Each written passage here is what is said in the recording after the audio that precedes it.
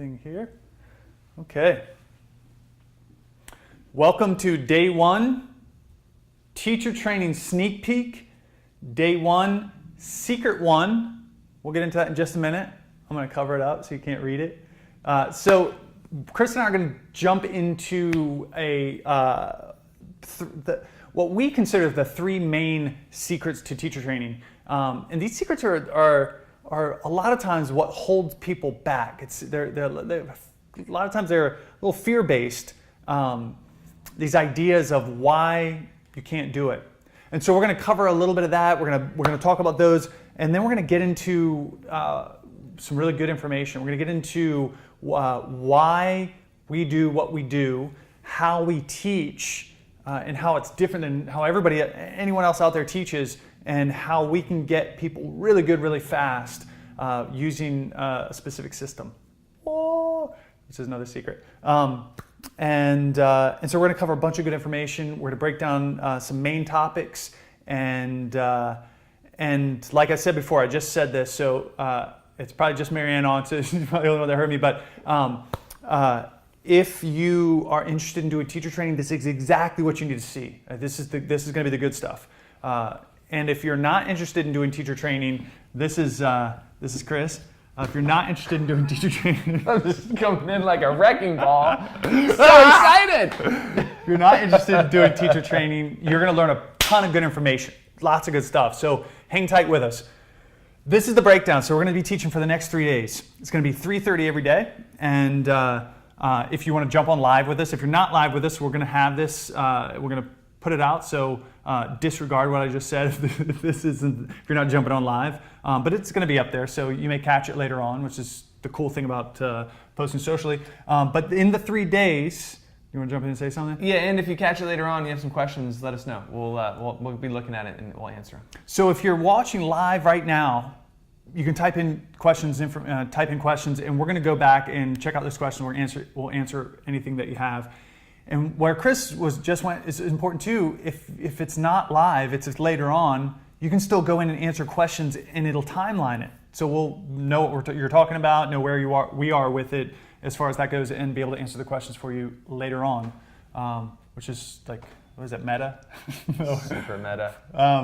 And so what we're going to cover in the next 3 days are 3 secrets. Secret number 1, how to collapse time and get so good at teaching yoga so fast that people are going to fill your class, they're going to love your class, they're going to be like, I got to train with this person, it's so amazing. There's a way of doing that, right? And so we're going to get into that in just a little bit. Just a minute. We'll jump ahead. Day 2, secret number 2, you don't need to have a perfect practice to teach. It's a biggie for people. In fact, this is the biggest one that most people, it keeps them from jumping in and making the decision to do a teacher training. Because they're like, I don't have my handstand perfected, I'm not really sure about how to do like an inversion, I'm still on the wall, and I can't be a teacher unless I can do an inversion floating in space without any help, without a wall, or whatever the pose is that you think is the pose that you need to be able to do, or just all of the poses, you don't feel like you're right. This is what we're going to talk about tomorrow. Yeah. And then day 3, secret number 3, teacher training is not a cost, it's an investment, and it is.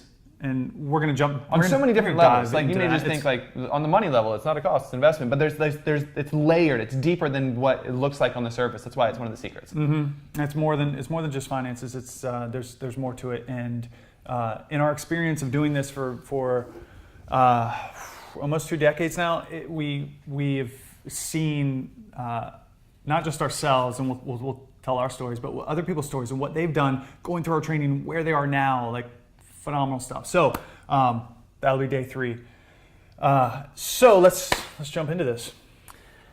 Day 1, secret number 1, how to collapse time and get so good at teaching yoga so fast. I'm going to empty the page because we're going to start writing some stuff. But it's important to start, and where we started was martial arts. Martial arts, the one that we were into, like we actually, in the very beginning, we were kind of in like a Taekwondo academy. It was called Empty Hands. Our guru, our sensei, bow to your sensei. Oh, it's so good. He did. Yeah. Hit me. Try to hit me. Grab my wrist.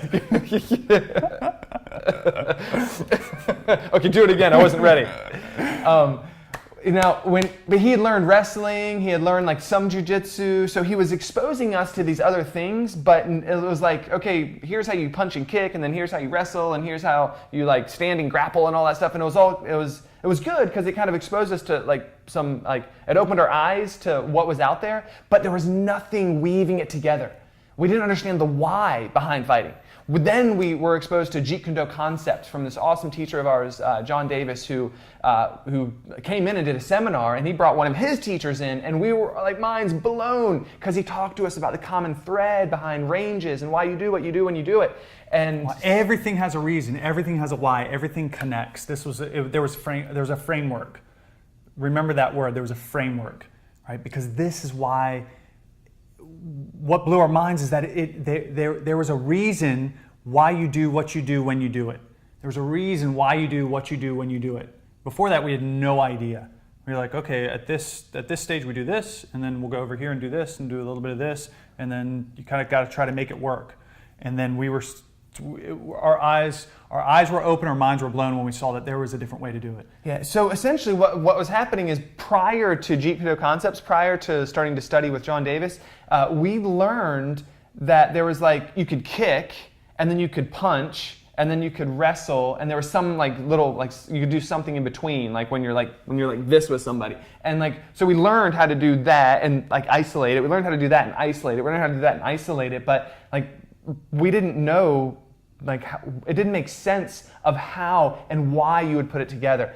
When we learned from John Davis, he was like, oh no, you kick when you're at this range, and you punch to get in, and then the ultimate goal is to get here, and then if you want to, you can take him to the ground, and then you got to learn all this, but it was the common thread of why you do what you do at all these different ranges of fighting. And the framework was all developed around ranges, right? And so all of a sudden it was taking what we thought we knew and lifting it 1,000 feet up and looking down at it and saying, oh, this is how the framework looks. It's based off where you are in these ranges. What's fascinating is that Bruce Lee was developing this way back in the day. In the late 60s, early 70s, he was putting this whole idea together. Even before that, putting this idea together and then putting it out. And people in the martial arts world were like, no, this is not right. You learn one style, you master that style, and your sensei... That is your style, and it's the best style to rule all other styles. Your sensei will tell you it is the best style, it will dominate all other styles. But don't ever mess around with anyone else that knows that the other styles that could potentially beat your style. It was crazy. So Bruce Lee had to actually show that what he was teaching was the most effective thing out there at the time. This was the beginning of the spawn of MMA, mixed martial arts, which is now just a huge popular thing because of the Ultimate Fighting Championships, the UFC, and so on and so forth. But the inception, the very first part of that was Bruce Lee's idea of this has to be formulated. There has to be a framework that you can follow that makes it so much more effective. And when we realized that we were like, we're diving into this straight on. Like we were like, oh, we dove into it and studied and studied and studied. So you may be wondering, hey, it's a teacher training sneak peek. Why are we talking about martial arts? Why, like you guys, great, you guys were fighters, and that was so why? And the reason is this was our perspective on martial arts. This is what we learned, and we're like, no, that makes sense because there's the why behind it. I understand why I'm doing what I'm doing. I'm not just learning random moves and then trying to put them together and failing at it and not being good at it. We understood the why, and all of a sudden it condensed time because we now knew, oh, this is how this move links to this move, links to this move, links to this move. All that to say, what was really going on for us is it was changing our minds and how we saw the world.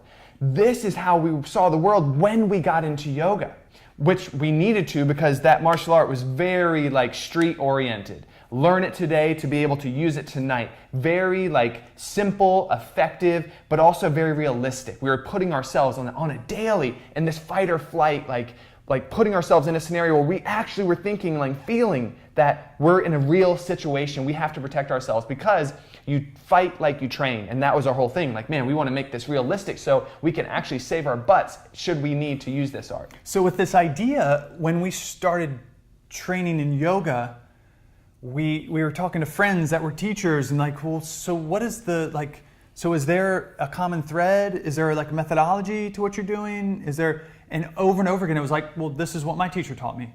Like, well, so can you learn like this style and then learn this style and this style and weave it together in a specific way that makes better sense? Or like, can you become a, like the Jeet Kune Do of yoga? Is there a common thread? Is there something like that? I don't know what you're talking about. And you don't ever change your style because your teacher and then their teacher's teacher, that's like blasphemy. You just don't do it.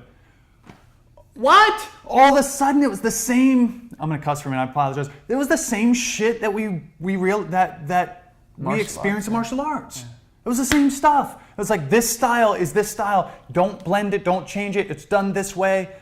And like, it doesn't work. Like, it doesn't work for all these different bodies that are coming in and trying to create flexibility and core strength, fluid power in their bodies. They're trying to heal. They're trying to do next level in their body. And some bodies just don't work that way. Like, to do that, whatever specific style it is. Right? And so you can't adapt it. You can't change it. No, you cannot change it. And I won't. I'm just going to teach this stuff, because that's what my teacher taught me. So we said, you know what, we're going to go to teacher training. We're going to figure it out. We're going to learn it. And the teacher training we went to was awesome. So our first teacher was Jimmy Barkin, and he was in the Bikram world. And if you know Bikram, like if you've ever done a Bikram yoga class, like you immediately, I just say that, and you know exactly where he came from. But at that moment, John went to his very first teacher training, so he just broke out of this very rigid, do not change anything ever because this is what my teacher taught me. And so when we got there, like, he was a phenomenal teacher, but we didn't understand the why. He didn't teach us the why. He didn't teach us that common thread that we had learned. Like, remember, our perspective was, there's a bigger reason. I want to know what's going on and being able to look at it at a 30,000 foot view so that I can understand and make decisions as to when I would change it, why would I change it, and why would I place one pose here versus one pose there, and not just learn, well, this is how you do a pose, and this is how you do a pose, and this is how you do a pose. Very similar to, like, here's how you do a move in martial arts, here's how you do another move in martial arts, and we never learned how to put it together. That's what we were learning, is like, oh, here's a pose, here's a pose, here's a pose, and we were taught a sequence, but we were never taught why the sequence was put together the way it was. And again, I don't fault him. The teacher training we had was awesome. It gave us a wonderful foundation, but it didn't give us the core answer of why. What was the bigger framework? What was going on behind the scenes as to why classes were organized the way they were? We didn't understand methodology. And there were teaching attributes that are so important to understand if you want to go out and actually be a teacher, you want to go out and actually do this and share this with other people, that if you don't get, you will stumble your way through class after class after class after class after class after class after class after class after class to try to understand, like these the simple components of like some public speaking and frameworks, some understanding of how to infuse music into your class. You want to infuse music into your class, the lighting, the heat, if you teach with heat, the cadence, the tempo, the theming, like there's so many teaching attributes that need to be cultivated to get you really good really fast. And if you can understand and be taught the framework of those, when you step into your first class to actually teach a class for the first time, no one in that class will know it's your first time ever teaching. They will not, because you have mastered these specific elements that are they're called teaching tools that are so important to the progression of being a skillful teacher. Yeah, so when we got out of teacher training, we did not change the sequence that we learned for 2 years. We knew, and this is the reason why, is because we didn't know why we would change it. And so our thought was like, if I'm not going to make a smart decision, meaning I don't have any information as to why I'd be making the decision, then I'm not going to change it. And I'm just going to continue to teach what we teach for 2 years. Now, What was really valuable about that is it developed the attributes that we needed, what John just talked about. But what was like handcuffing us, what was very limiting is that we knew it needed to change. We knew we could see our students, and they were like, listen, like they wouldn't like say it in class, like, listen, I don't know why I'm doing this, and I can't do what you're asking me to do. But we could see it. It was evident that what we were teaching, like some people were good at because they had some experience with it. Other people, like they were struggling through it. And this is like the mark of a really good teacher is that everyone that's in the class feels like the teacher's teaching to them. And the sequence is put together in a way where everyone is supported at whatever level. And the only way to do that is to understand the methodology. This is what we ended up learning after the fact. So our methodology, to let you know, is called myofascial methodology. Another term that we use is the therapeutic vision. That is the bigger term behind how we organize every single class, regardless of the two styles we teach, stability or flow. Myofascial methodology. So you're asking, what is myofascial methodology? Myofascial methodology is the equivalent to the ranges of fighting that we were describing before. Like when Bruce Lee looked at fighting, he said, well, fighting is not just styles, it's actually ranges. There's long distance ranges, there's a little bit closer in where you can use weapons, there's closer in where you can kick, there's closer in where you can punch, there's closer in where you can do standing grappling where you're inside, trapping range, there's takedowns, and then there's ground fighting. And instead of like learning all of like this one style that only works in one range or two ranges, he said, I'm gonna work the most effective parts of the styles that work for those ranges. So essentially what he was saying is, I'm gonna work the ranges. And what's the best style in that range? I'm gonna work the most effective training attributes for that part of the total combat experience. So he said, well, what's the equivalent to yoga? Well, the equivalent to yoga is myofascial lines. The body itself, that's the equivalent to it. Right? So myofascial lines are lines of connective tissue. They're kind of like pulleys that run from the top of the head to the bottom of the feet. Pulleys in the body, right? Basically. So they're lines of connective tissue that run through the soft tissue of the body, and some teachers call them meridian lines. They run all the way up, and so basically you have 7 major lines, just 7 lines in the body. So our entire class is a breakdown of working these lines of the body. Right? It's just a breakdown of working these lines of the body. So the beginning lines of the body are the most superficial lines of the body. They're the easiest to warm up. As soon as you get out of bed, you start to use them. They're like the easiest ones to strengthen or open, basically, right? So. Within the class, so I'm not going to jump too deep into this, right? Because I just want you to see it from the 1,000 feet up. When you look at the body, you can then say, oh, it's every single person has myofascial lines. Just like in martial arts, every single fight has a range, has ranges, right? So we're looking at the body like if every person has myofascial lines, then I can approach my entire class, the structure, the framework of my class can be developed around opening and strengthening these lines of the body, no matter who it is, no matter what, right? So it could be a 5-year-old, and I can focus on them and say, okay, I'm gonna create this experience for that person based around these myofascial lines, or it could be a 95-year-old, and I would just say the same thing. I'm gonna create this experience for this person based around these myofascial lines. And I would approach it obviously in a little bit different way, but essentially the same approach would be the same for both people, 5-year-old and 95-year-old. I would look at the person and say, okay, I need to open up these lines first. They're the most superficial. I'm going to get the sleeve of the body open, and then I'm going to sequentially start to work deeper and deeper and deeper into the body, using yoga poses to do it. This is the whole shift, guys, is that yoga teachers get so focused on yoga poses that they forget that what we're actually doing is creating an effect in the body, physically, mentally, and emotionally. But they get so caught up in poses themselves, they're like, well, we're just gonna build up to this pose. Well, why? Why build up to that pose? Like, what for the performance of it? Like, why? What is the reason? What's the why? We're gonna come back to it over and over. What is the why? Just like the ranges, that's the why. myofascial lines are the why. This is the reason we approach it. So I can look at the 5-year-old and say, okay, I'm gonna sequence my class this way for this person because I know that they have these 7 myofascial lines. Oh, the 95-year-old, I'm gonna sequence it this way because I know they have myofascial lines. Every single other person in between.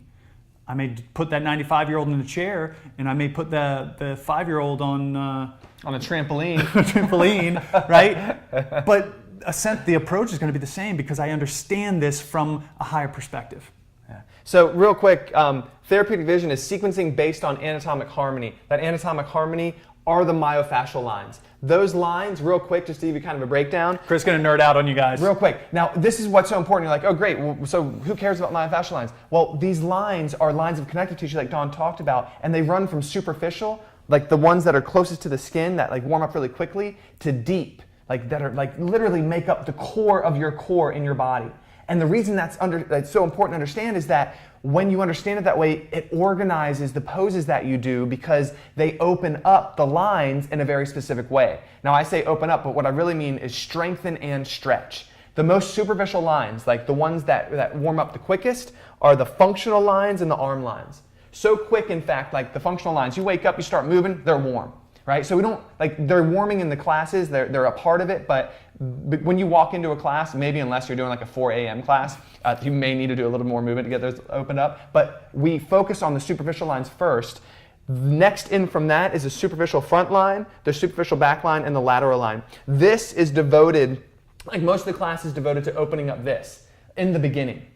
Then you go slightly in from that, a little bit deeper, is the spiral line. Where if you take our classes, you know, oh, okay, there's a point in the class where we start doing rotations, literally like shoulder rotations, hip rotations. We're warming and strengthening and stretching the spiral line. The rest of the class after that, so the majority of the class is actually devoted to the deep front line. Why? Because it makes up our entire postural integrity. And the way we move is based on the tonus, meaning the strength and the flexibility of that deep front line. Weakness there causes compensation and tightness in every other line. And so this is what's so important. Bring it back to, like, if you're thinking about doing a teacher training, why you would want to do the one that we have coming up soon is you understand the why. You understand, oh, this is like how I can make the healthiest, best sequences for the people so that they can live their best lives. Versus, which unfortunately it's in the yoga world, I just want to be creative. I want to throw this pose in here and I want to throw that pose in there and it feels good to do this and that. I'm like, no, that's not, like, you're doing your students a disservice. Go deeper, get some better understanding and make it more like anatomically based, more body based so that you can be creative, but be creative in a way that's going to be healthy and serve people over the long term. This is all the myofascial methodology. Like, it goes deeper. So, like, we break up every class into steps. Each step has a pinnacle. That pinnacle is based on the myofascial lines, and we work in simple to complex ways up to that. And each class either has 6 or 7 steps. So, like, man, we have broken down and created a framework to understand every single moment of every single class and how you would organize it from the word go. Why is that important? Because you're going to learn a sequence, and it's important, and we're going to get into this right now, for attribute development, that sequence stays the same for a period of time. Not because we want you to, like, hold us and, like, what we're teaching as, like, this is what my teacher said, it doesn't change because this is tradition. No, that's bullshit. What we're saying is there's a period of time at which holding that thing constant, that sequence that we teach you constant, is going to support the development of all the other attributes that we're going to talk about right now.